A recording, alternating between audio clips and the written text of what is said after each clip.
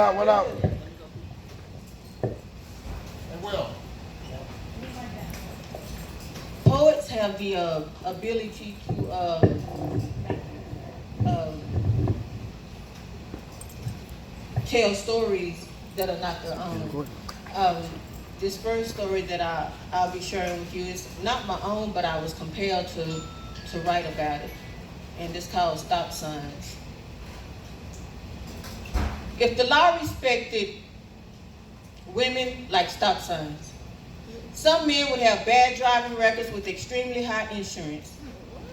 Did you know the average fine for running a stop sign is $230? I agreed to consensual sex.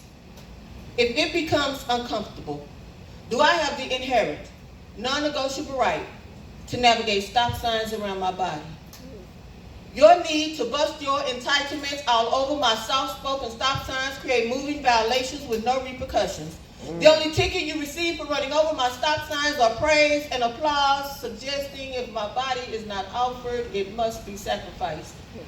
Male supremacy programs language speaking, you got a right to this crown, especially if you have to take it, even if you have to break me. For this violation, you receive certificates instead of criticisms when you should receive counseling. Some men are taught to run over stop signs, break past hymens, ripping veils off temples they do not worship, stripping petals off flowers to watch them die. Running over gestures and motions, screaming stop signs. My stop signs speak softly in your terror, bleeding from misogyny, beat down from thrust of vengeance from the pelvic of women haters. My stop sign begs, please proceed to a complete stop. My stop sign fears judgment. My stop sign here is, you shouldn't have won that. You shouldn't have went there.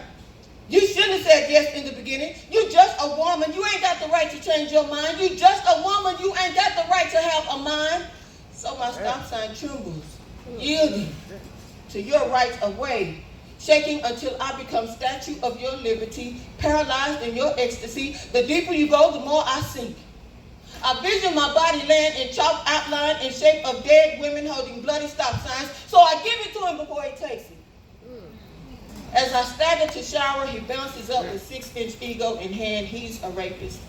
Not the killing, kidnapping type rapist. He just runs over stop signs as if I owed him, as if women are obligated to break our bodies open, let man feast all over our stop signs. This good guy, protective son, defensive brother, noble husband, devoted father, yes ma'am, no ma'am type rapist.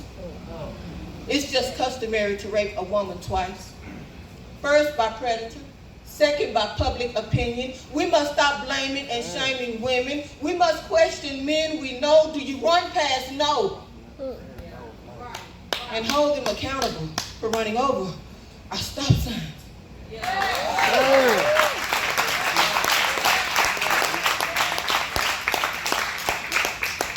And this second piece is a true story. All the pieces I write about are true stories, but this is my story. I talk to my life coach every other week. Now together we try to seek how to separate definite threats from imaginary threats in my relationship. After my mate's ex started working with my mate again. As in this time last year, you were both working for the same place, which is a different place from the place you're working right now. As in 2 years in a row, as in I think I'm ready to go before this alter ego unleashes this alter negro that overprotects me, that ultimately reflects me. Because I got this homegirl that wakes up and flips the switch. Her name is jealousy, and she's a bitch. Okay. When my sense of security feels threatened, endangered, or compromised, she will rise up quicker than you can blink your eyes. Pupils bloodshot red, hair standing all over her head. Her teeth is a flesh-eating saw blade, venomous and decayed, ready to turn through the very first volunteer that wants to clown. Now, she'll set a house fire and watch it burn down. And I'm watching her pace to and fro, a spinning tornado as I sit in the calm before the storm. But she's pulling all on my arm, talking all in my ear, leaving me no choice. See, she's so possessive, she speaks in my voice. And I remain unruffled, so she does not come unhitched. See, I'm cool and collected, I'm black and mild, but my homegirl jealousy is a bitch. Now, jealousy got this little sister named Fuck That Shit.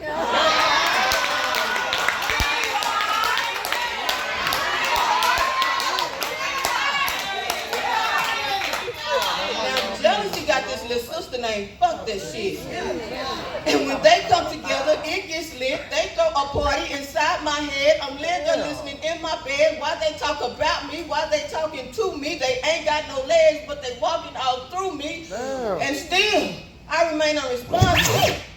And her responsive is, fuck that shit. Why are you trying to stay true to someone disregarding you? See, jealousy sees what I don't.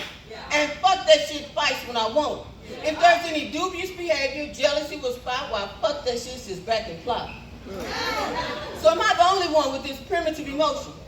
This natural reaction, this deep-rooted, deep-seated, inbuilt, inborn, inbred radar for bullshit. See, a woman's intuition has eyes in places where she ain't even got to see it. So I ask myself, would a healthy relationship even leave me in this unhealthy space? Would a healthy relationship even leave me in this jealous place? Just been hurt too many times, I guess. Done played the fool one too many times, I confess. But what I won't do is become a product of my past, although my defense mechanisms stay on blast. Maybe loving you activates the beast in me. Maybe loving you eradicates the peace in me. Maybe I've always been at war with love. You can call me a veteran with these battle scars from love. Maybe I've always been in love with fairy tales and finding my soulmate. Too quick to settle down with someone that should have just been a date. Meaning, that's it. I've always given good fruits to bad roots. But they say what won't kill you will make you stronger, so I'm struggling with letting go of this homegirl that protects me, letting go of this triangle that clearly upsets me, allowing trust to turn on the light in my mind and to keep it lit, and just as quick and thick as thunder and lightning, I heard this voice that says, now, fuck this shit.